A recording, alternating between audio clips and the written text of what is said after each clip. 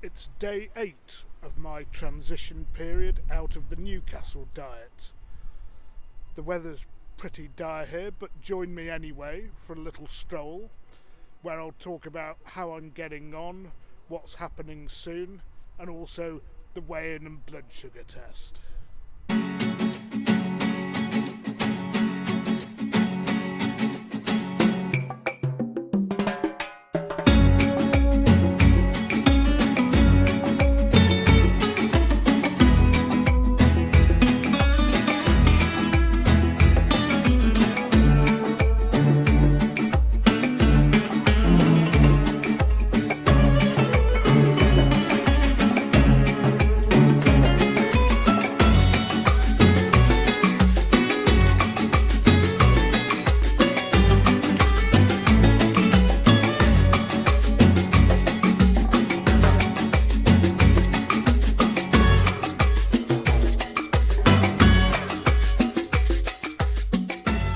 Afternoon, Mutton here. I was going to bring you a trip to a fish market or something because now I'm on the transition phase of my diet and I can have one meal of about 500 calories with my 2 shakes a day.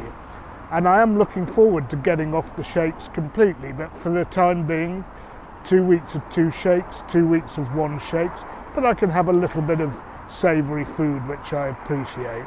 But it is so cold that I'm going to keep the video a bit shorter, and it's probably more interesting to visit markets and eateries and places like that, even if I'm not eating there, when these places are actually open. And of course, it's not freezing cold. So behind me is the Didsbury War Memorial. It's common in most British towns, villages, suburbs to have such things, and as always it's focused on the First and Second World War, although I suspect there are probably people from around here who've died in other conflicts.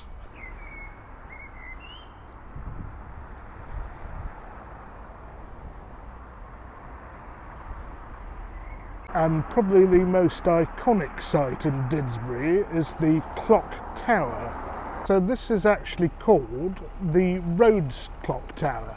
Now I know what you're all thinking, Cecil Rhodes and the controversy about slavery and what have you, but it's actually nothing to do with that. It's a chap called Dr. Milson Rhodes, who at the end of the 19th century and beginning of the 20th was a local doctor who championed the rights of local people who had to work in workhouses and such unpleasant places that they had back in those days, and was also instrumental in setting up the local hospital. So somebody quite worthy of a local memorial, I think.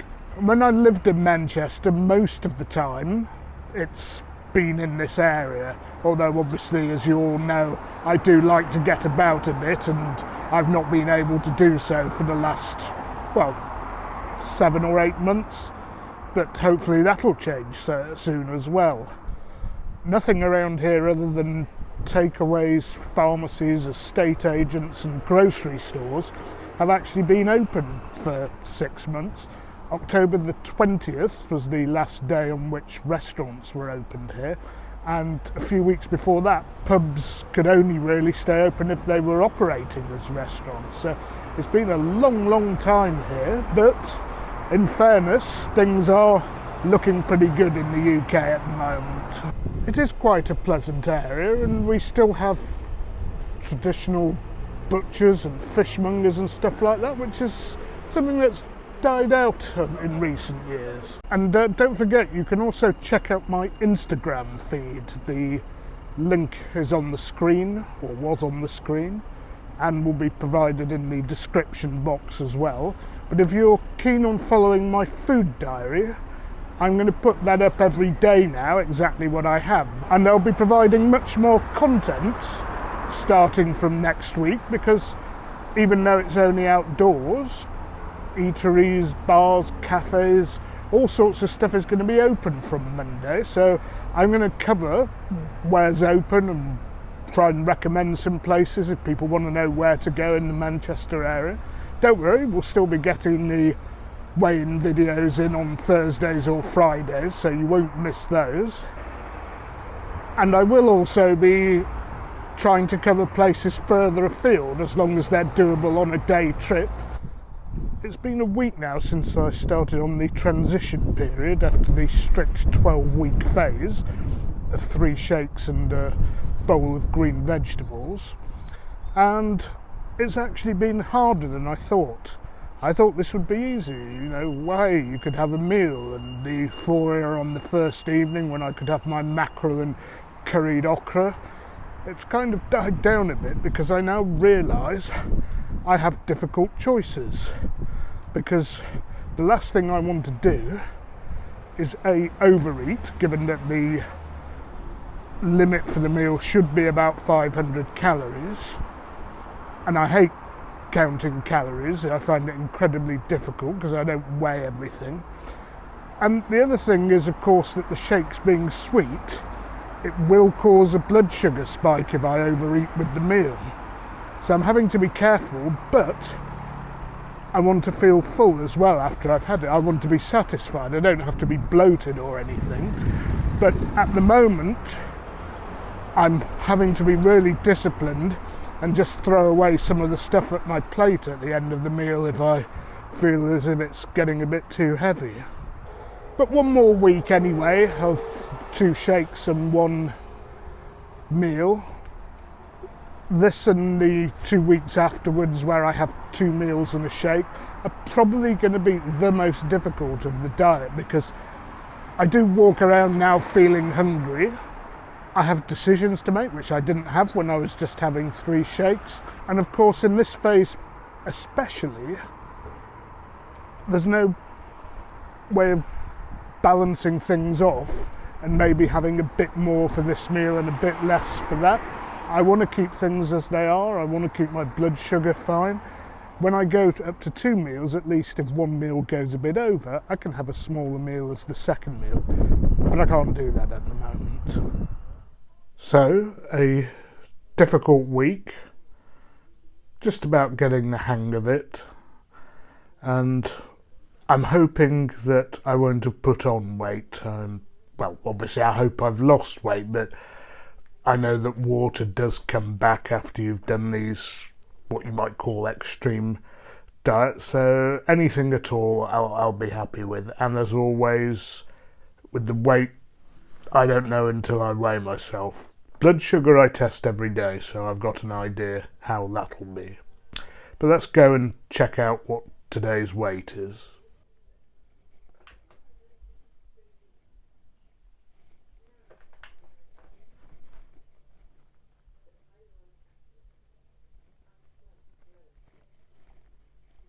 Okay, not much, but it'll do. Now, let's see how my blood sugar's doing.